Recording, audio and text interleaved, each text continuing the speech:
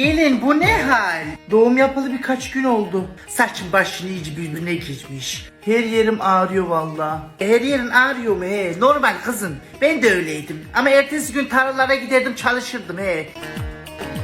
Ben bir çocuğa bakayım gelin he. Kaynana ne diye şimdi uyanır? Ama gelin çocuk ne kadar zayıflamış. Kız değnek kadar olmuş çocuk. Bak doğru söyle sütün mü yetmiyor?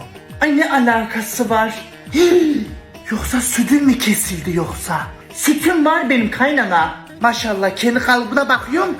Otoban yolu gibi. Salmışsın kendini. Ay rahatlığa bak ya. Gelin yemek yapmıyor mu? Doğum yapılı bir hafta oldu ben daha yemek yapmıyorum. Kocam yapıyor. Evi de o süpürüyor değil mi? Yemeği de o yapsın. Oh oğlum ettin kılıbık. Karısına çocuğuna bakan kılıbık mı oluyor? Evi temizleyen süpüren yemek yapan kadın mı oluyor? Şunun laflarına bak hele laflarına. Ben ona adam olmuş derim. Adam derim.